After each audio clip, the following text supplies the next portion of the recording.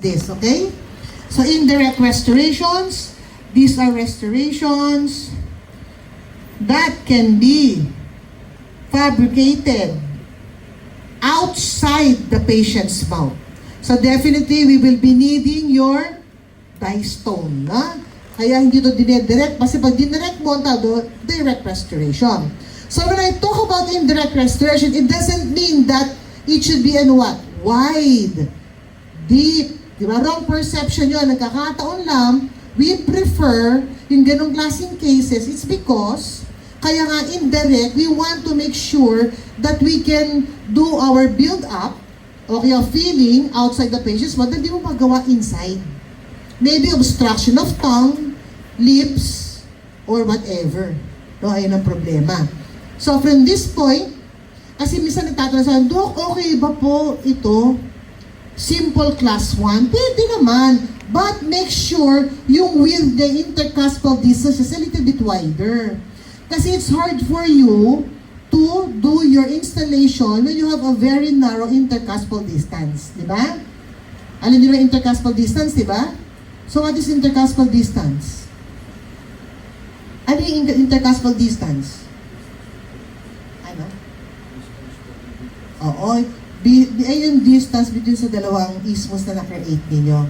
So pag narrow yun, mahirapan kayo mag-install. Huwag kayo maingin na dalawa. Ha? Okay? So, okay. Now, ito yung mga steps na ginawa natin, di ba? We do preparation. After we prepare, you build up, and then you install it. Diba? I'm sure lahat tayo, diba, nung ginawa natin, happy kayo, no? Very happy kayo, dahil ang ganda ng ginawa ninyo na indirect nyo eh. Okay, so, indirect restoration can be in a form of inlay. Inlay? Oo. Onlay involves the cast. Pwede rin veneers is one example of indirect, di ba? Pero meron ding direct veneers. No? Basta itong sinatawag ng direct and indirect, ayun lang yung form on how you will build up your restoration. Walang special doon. Ang naging special lang doon, later discuss, no? Yung sa materials. And then, crowns. No? Yung crowns, pwede rin siyang indirect restorations. Now, as I've said, regarding the materials, it can be in a form of gold, no? Pero very expensive ang gold. It can be in a form of porcelain. As a matter of fact, sa Makati pala, ang installation nila is porcelain. Hindi ko pwedeng gawin kako sa Manila yan. Ang mga estudyante doon, reklamador kako. Bumili lang nga ng ganito na, chuchu. No? Pero of course, porcelain is the best form of final restoration kasi mas less ang leak dahil sa durability and stability of the material. At ito yung sa atin, which is also acceptable, composite resin. No? We do composite resin as our indirect restoration. Ganyan itsura ng gold, ganda, oh? And porcelain and your composite. Okay, so what are the advantages of indirect restorations? Number 1, superior strength and durability as compared to your direct. No? Kasi dito, yung shrinkage, lumalabas na. Di ba? During the time na you're installing it, di ba sinasabi nyo, Dok, ba't ayaw pumasok? Di ba? Kasi during the time na nag-build up ka, nagkaroon siya ng dimensional changes, but at least, pag in-install mo siya, you will know na nag-shrink. So what will you do pag ganun? Ang marasigan ano? Kaya nga tinatanong kita, di ba? Ano marasigan? Kapag meron kang nakita mong space, what will you do? Sa indirect restoration? Ano? Magsalita ka, ha? Ano? What will you do? Ano, Damocles? Anong ginawa mo? Nakakita ka ng space. Nag-flowable ka. That is the time that you will fix that or build it up using your flowable or it can be also packable. Kaya ako lang gusto ng flowable because the flowable material can sit inside those crevices o kaya yung mga tinatawag nating spaces or voids para mawala yung space. No? Ang pakabag kasi medyo mahirap yung consistency. Right? Okay, so another yan, strength and durability. Next, reduces polymerization shrinkage kasi nag-shrink na siya. Kaya kita mo na siya. Unlike if you're dealing inside the patient's mouth, what will happen? Hindi mo alam kailan lang shrink, di ba? Kaya nga usually, pag nagtatanong sa akin, Dok, okay lang po ba yung shade namin, one shade lighter? Yes. For posterior restoration, I highly recommend that you do one shade lighter or one shade darker. Kasi if you have the same shape, you cannot see if there's any shrinkage kung nag-shrink yung margins. Nagkakaroon ka ng micro-leakage. Sa anterior, yes, it should be the same because more on function and more on aesthetics. Hindi naman talaga pinapapangas mo yung ngipin mo na yan eh. No? Kaya dito, lumabas na siya, no problem. It enhances aesthetics kasi nasa ilalim ng ilong mo yan, nagagawa mo yung carving. Nagka-carve ka, di ba? Ano pa ginagawa nyo? Another way for aesthetics.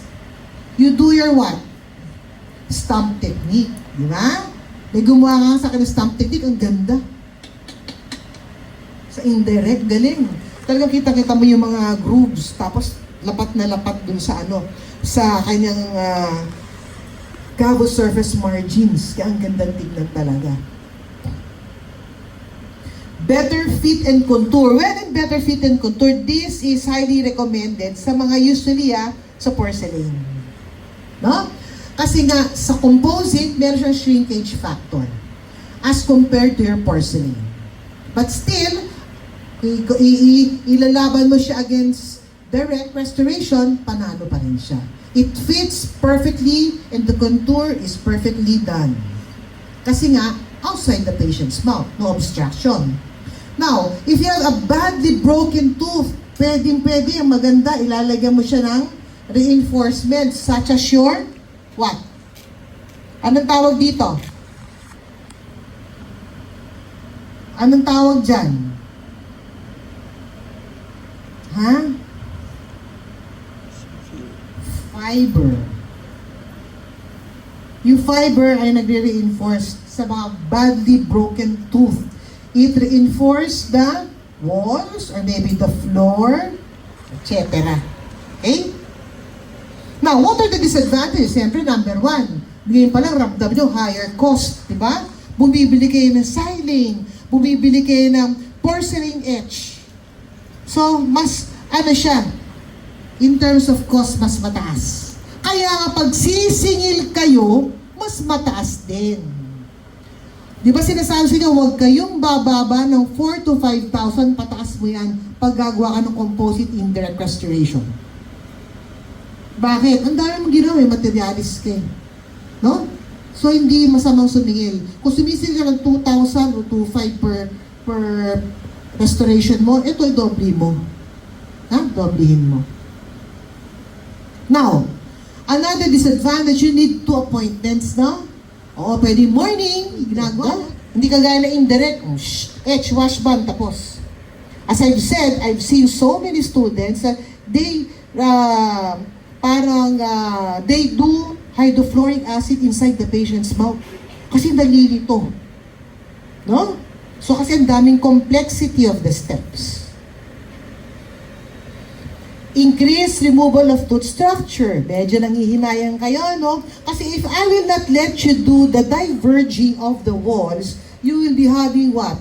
Ease of insertion and removal of the material. At the same time, during installation, you'll be having a hard time sifting your restoration. Kaya dapat naka-diverge. So, doing that, of course, you increase a lot of tooth structure, no? Marami kang binawasan na tooth structure ng pasyente. Risk of temporary restoration failure. Ano ginagamit nyo for temporary filling? Item. Na napaka-weak, na? Napaka-weak ng item. Ako may ginagamit ko, kaya alam ko maasar kayo na medyo kamahalan ng konti. Pero yung kasi parang silicone siya, lalagay mo lang siya doon, Tatanggalin mo, very easy, pero mas durable sa item. No? Mas durable. Ito, yan, nagiging problema. Kaya pagdating sa pasyente, pag installation ng pasyente, ano nangyari? Tanggal. Back. Hindi na siya tama dun sa ginawa ninyong build-up. Okay? Unlike for if it's direct, tapos ang kwento. And then, potential wear of opposing teeth. If your opposing teeth is what? Natural, and the other one is porcelain, mas na ma-abrade yung natural. So, composite naman, not as much as porcelain na kanyang abrasion, no? Or attrition, I'm sorry. Hindi ganun ka, hindi. Hindi kagaya talaga pag porcelain to natural, ang bilis. So, these are case report. So, basically, most of the time, you do indirect restoration sa mga ano yan eh. Root canal, root treated tooth, diba? Kasi badly broken. So, basically, yun ang nangyayari sa non-vital. Although, I always recommend during our time ang vital. Kasi sa vital, what will happen?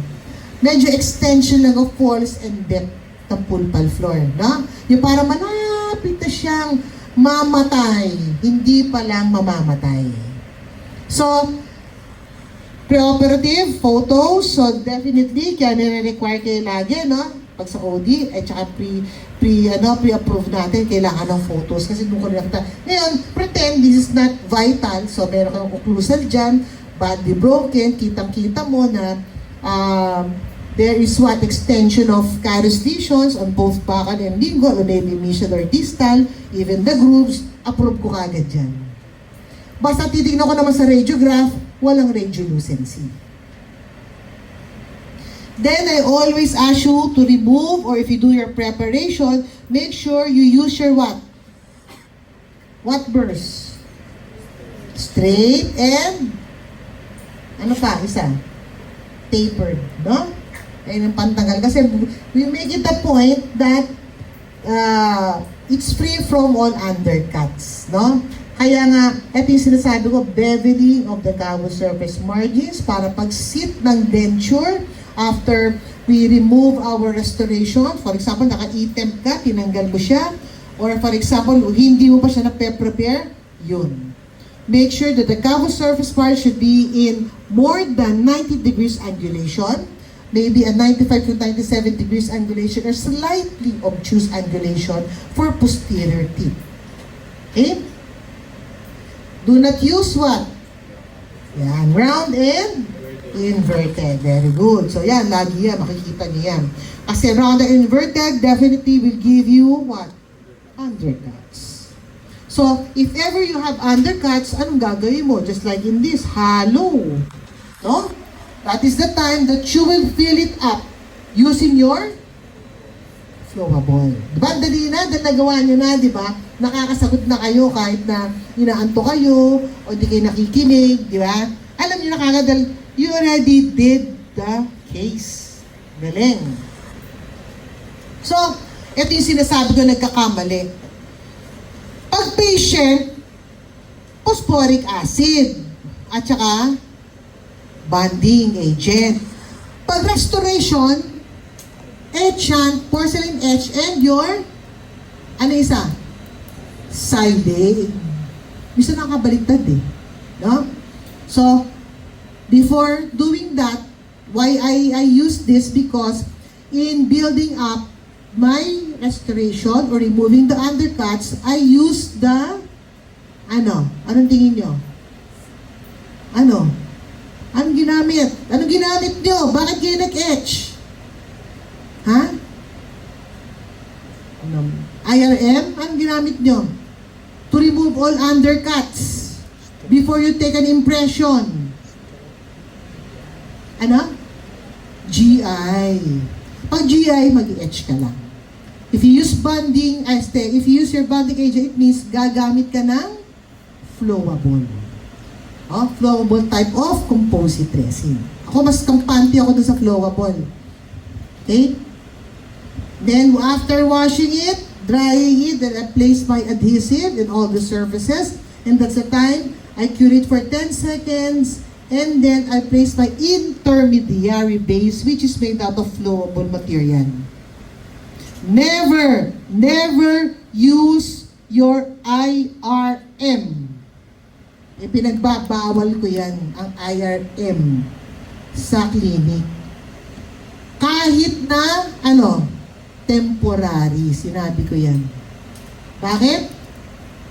If you use IRM in your temporary feeding at hindi mo siya totally natanggal, sigurado ka magkakaroon ka ng uncured dressing which leads to post-operative sensitivity.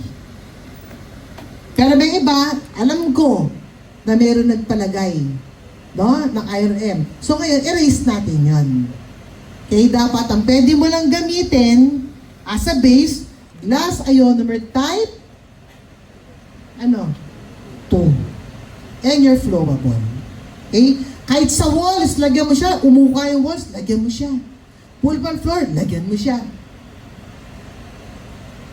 After curing, so by the time you will take an impression, wala kang undercuts. Walang problema. So, I usually do a double impression, di ba? Na-feel nyo na ba yung double impression? Oo, mas maganda.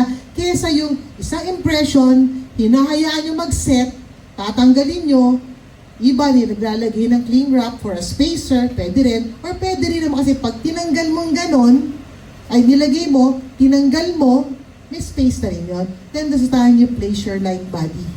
Para isahan lang. Na? Ganyan. Pag-impression ka, lagay mo yan to create your final impression. Then immediately, you can take the opposing, you can use your, ano ginagamit ko? Alginate, or maybe yung pati lang, kung tinatamad ka maghalo, na wala na light body para hindi masyadong mahal. And then you can get your die cast. Kasi ang die cast can withstand the heat, the contraction, the expansion of the material. No? And then, make sure you have a separating medium, which is the color guard, di ba? Sabi ko, hindi allowed ang water, hindi rin po pwede ang Vaseline. It's because masyadong makapal or thick yung material, and so when you build it up, you have too much, kaya galaw ng galaw. No? Sobrang galaw ng inyong indirect restoration or inner onlay. So after you do your separating medium, that is the time you build up the lost walls. So you can use your what? Toffelmeyer. You can use just what? Your sectional matrix. Yan, papasok na siya dyan. To build up the lost wall of your paper. Kung wala naman, kung ordinary class 1 lang, proceed ka na kaagad sa build up. No? Bi-build up ka na. So ito muna ang gagamitin natin to build it up. That indirect type kind of composite. As I've said before, you can use any form of composite, but it should be indicated na indirect siya. Kung siya for direct, hindi po pwede. No? Hindi po pwede. Failed yan, sigurado. Magkakaroon ka ng fracture immediately. Kasi poor ang inyong flexural strength. Yan. Build up mo na yan. So, pag nag-cast, there are two ways to do your posterior build-up, di ba? It is your cast build-up technique. Ito yung ginagawa mo. Yan. And the other one is the stamp technique. That's two ways to build up your posterior restoration. Yan, unti-unti. Kaya cast build-up. Cast by cast by cast by cast to build up your occlusal anatomy without doing anything. Build up ka lang ng build up. Pinagdudugtong-dugtong mo lang siya.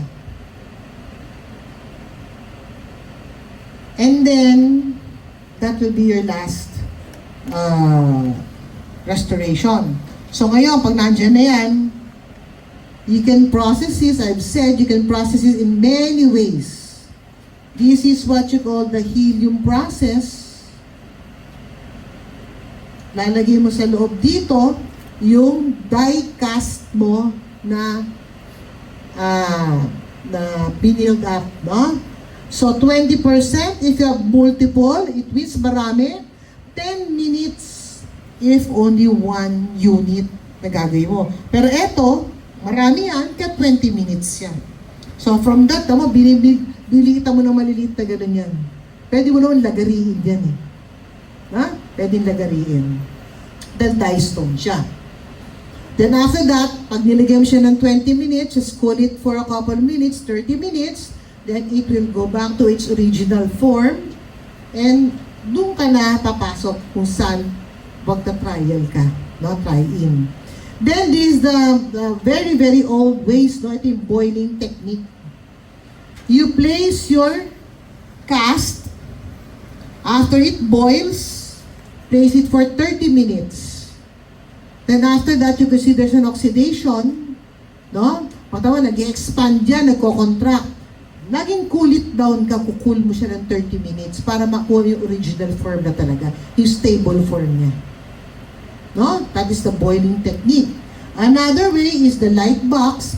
Kasi before, mga 1990s, early 20s, hindi pa uso yung LED lights. So ito nagpauso. And during that time, the light cure machine is only up to, anong range? 400 to 600 milliwatts centimeter squared. No?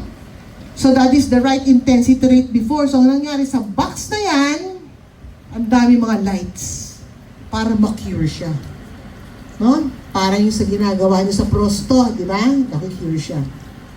But with the innovation of our light cure machine, now you can see a 1,200, a 1,500, and more than that.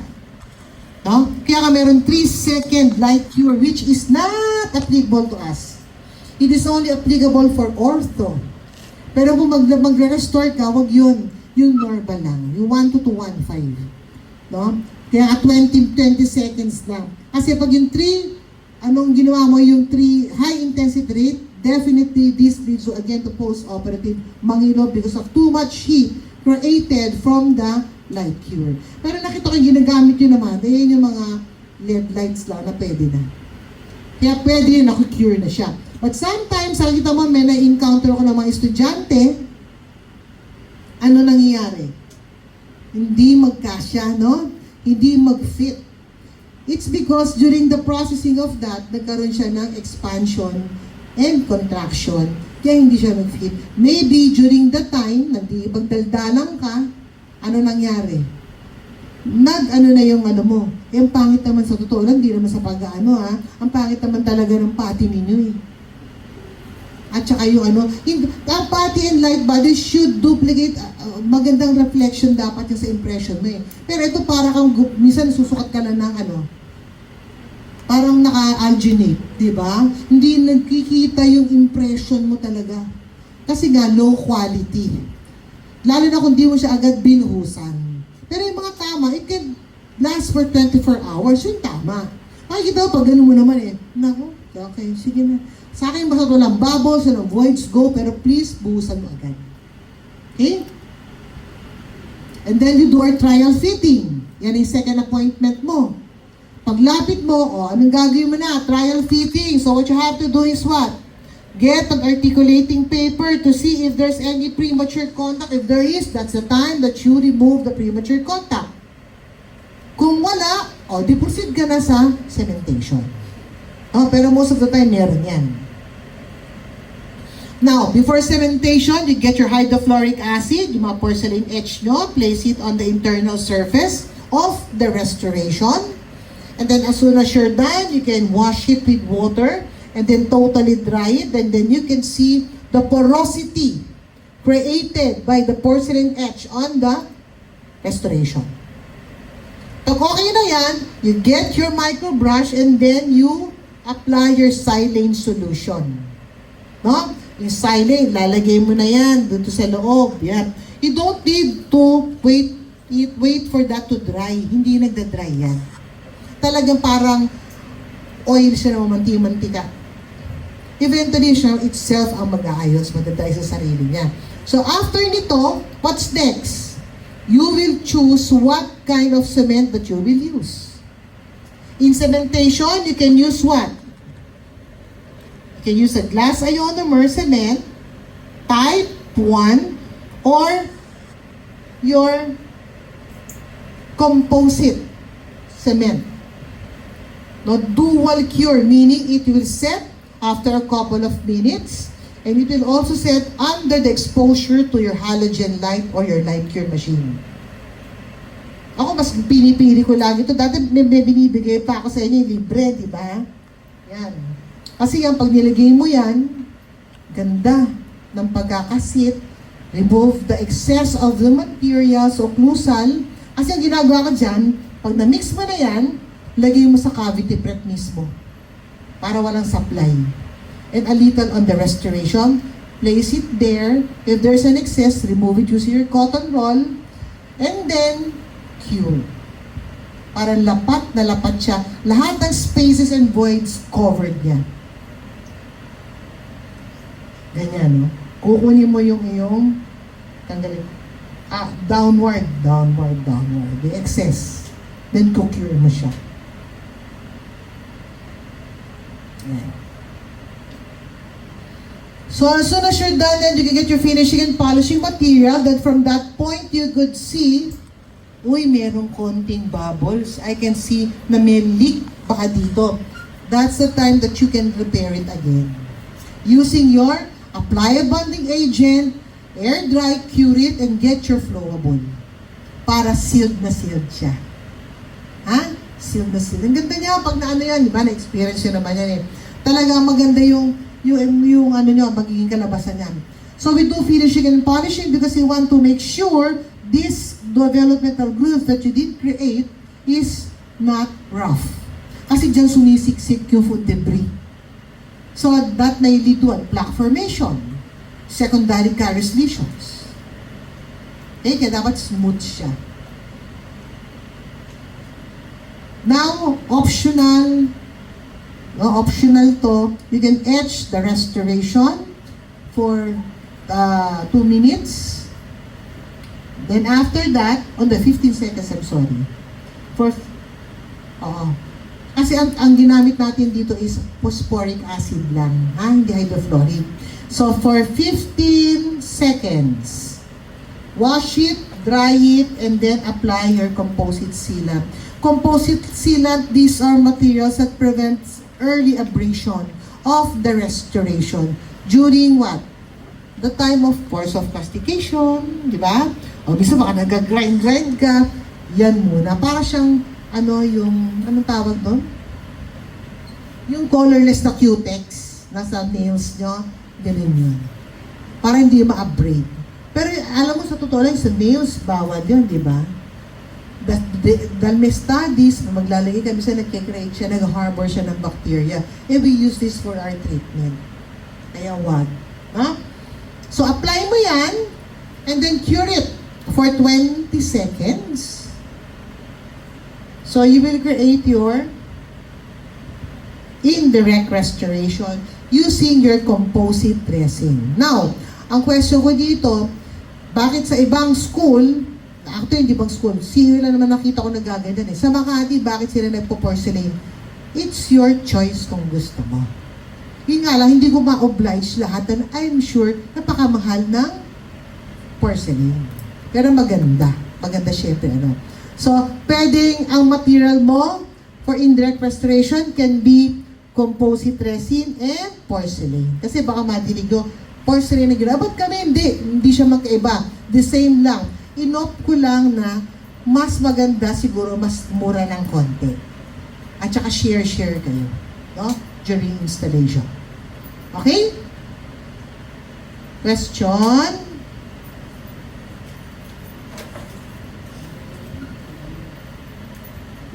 Question about indirect restoration. Parang nag-ano ka na naman refresher, lang naman natin itong indirect restoration. Then alam nyo naman, ginawa na ninyo. Okay? So, again, anong oras na ba? 1:41. O sige, so, next meeting, I will not meet you. 2 meetings hindi kayo mag-meet. So, that's the time. Yung mga hindi pa nakakapag-bleaching, mag-bleach na. Then, next meeting Tuesday, make sure na nag-aral kayo because that will be our last quiz. And all, ha? Bonifacio and Damocles, please, pakikuha na. Xerox lang ang kailangan.